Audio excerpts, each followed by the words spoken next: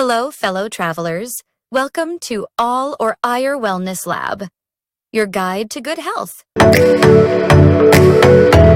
Milk.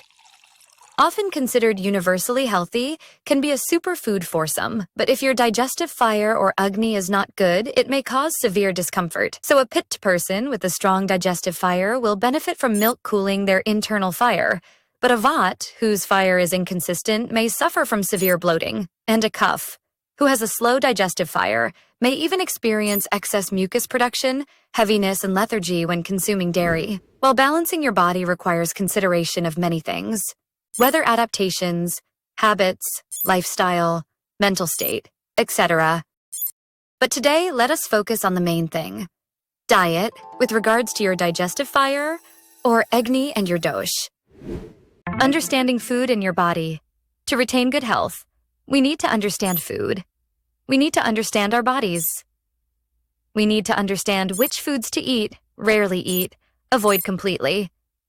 With endless advice available online and in wellness communities, people feel overwhelmed. One thing is certain: generalized diets don't account for individual differences, leading to trial and error approaches that may worsen imbalances.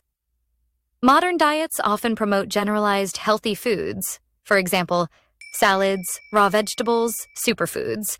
That may be disastrous if you are the wrong body type for it. This means there's no such thing as a healthy, one-size-fits-all diet. Segment 2. Agni, digestive fire, and its importance. Why Agni matters. Good digestion depends on a strong Agni. Weak Agni slows metabolism, causing waste buildup or AM, which triggers disease. The goal of a good diet is to strengthen the Agni with foods that suit your dosh. Every food has specific properties that can either increase or decrease a person's dosh, means it will affect your health positively or negatively. Segment 3. How is food classified? Ayurveda classifies food in many ways. As per Chak Samhita, for those who may not know, this is one of the 2 foundational texts of Ayurveda. Food is classified as follows. 1. According to their digestibility or gun. Food may be laghu or guru. A. Light to digest, laghu. For example, mung dal, kolam rice, fresh vegetable juices. Such foods have a predominance of the qualities of air and fire elements. Therefore, light food articles are stimulants of digestive fire and are said to be less harmful even if they are eaten in excess. B. Guru are heavy or harder to digest. For example, black gram, cheese, nuts, raw vegetables. The heavy-to-digest substances have the predominant qualities of earth and water elements. They do not stimulate digestive fire. Thus, they can cause harm if taken in excess quantity. So, how do you know if a food is light or heavy? Laghu or guru? Lightness can be determined both by the sheer weight of a food and also by its density. For example, a fruit may be light, but hard cheeses, puddings, nuts, cakes are heavy. But most of all, you will know by how you feel after you eat them. While emphasis on heavy and light as the primary gurn of food on digestibility is there is a broader framework of food of 20 gurn, or 10 opposites. Heavy/light, dull/sharp, soft/hard, dense/liquid, cold/hot, smooth/rough, oily/dry, stable/mobile, subtle/gross, clear, slimy. Second classification according to taste or rus. Here there are 6 categories: sweet, sour, salty, bitter, astringent, and pungent. 3 is as per virya. This refers to the potency or active energy of a substance, food, herb, or medicine, that determines its immediate physiological impact on the body. This is basically of 2 types: ushna, hot, or food that stimulates, heats, or activates processes in the body; sheet, cold, or food that cools, soothes, or pacifies processes in the body. Food is also classified into 12 types according to source, processing methods, properties, and their effects on the human body. So, for example, cereal grains, shuk dhanya, originate from plants. Meats, mamsa, come from animals. Milk and dairy products, Goras, are derived from cows and other milch animals. Currently, we don't need to go into this detail. Suffice it to say that food then is a complex science, and depending on your body type, foods may be wholesome, prathyam, or unwholesome. A prathyam for you. So how do we choose food as per our digestive fire? That is indicated by our body type.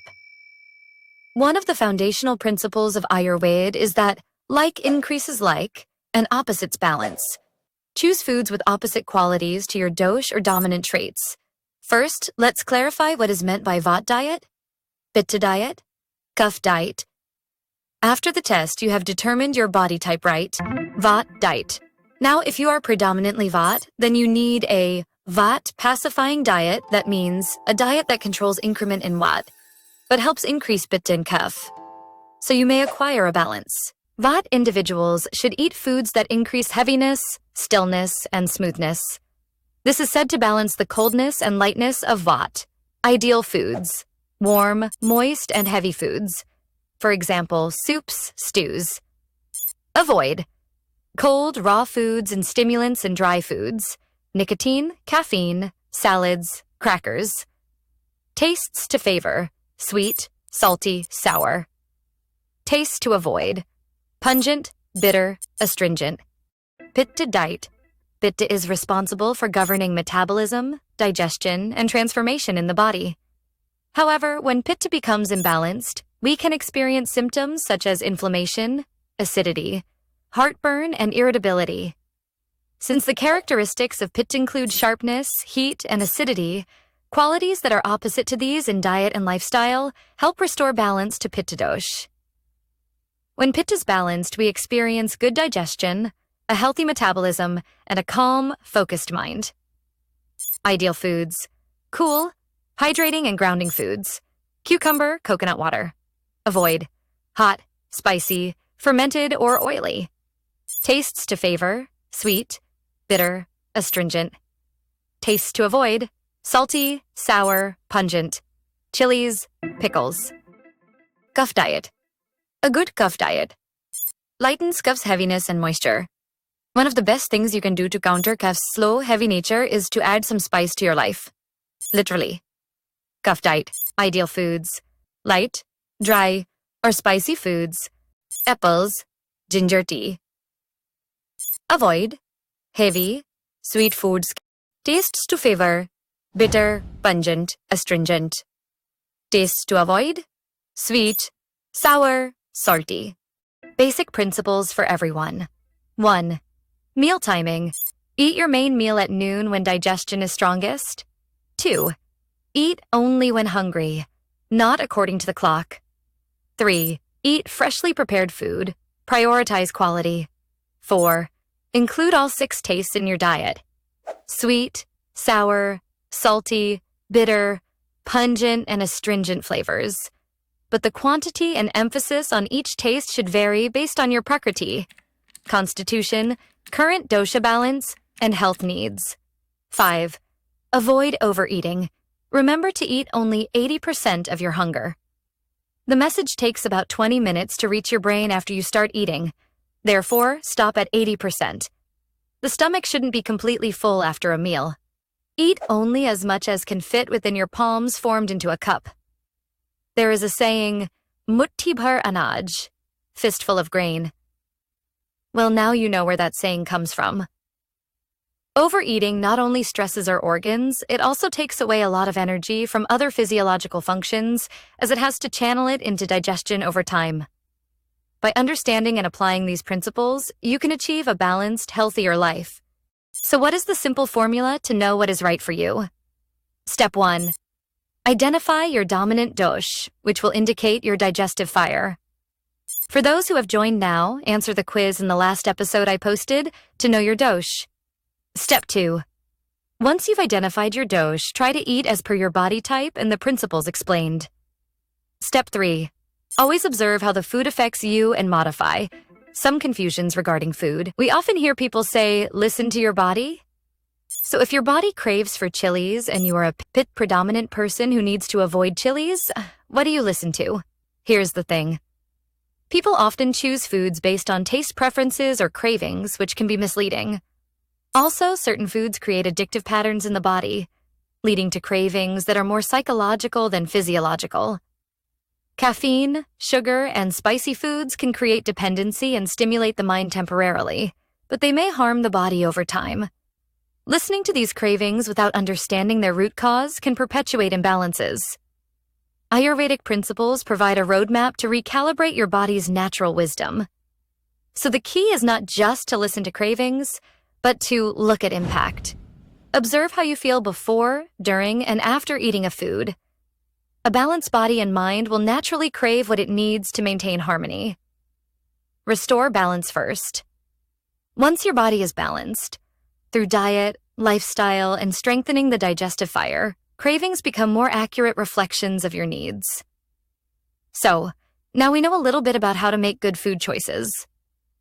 However, to get a detailed analysis and fine-tune your choices, please consult an Ayurvedic practitioner in your area with your specific queries. In episode 2, we had discussed how lifestyle and seasons can affect your health too. For those who missed it, the link is also given below. Don't forget to download the basic food list as per your digestive fire and dosh. It is impossible to cover the thousands of food varieties all over the world, but the basic principles above should help you decipher the foods that are good or not so good for you. Thanks for watching Ayurwellness Lab. I'm Bonnie. Please don't forget to like, subscribe, and hit that bell icon for more life-changing content. Follow Ayurveda for timeless health.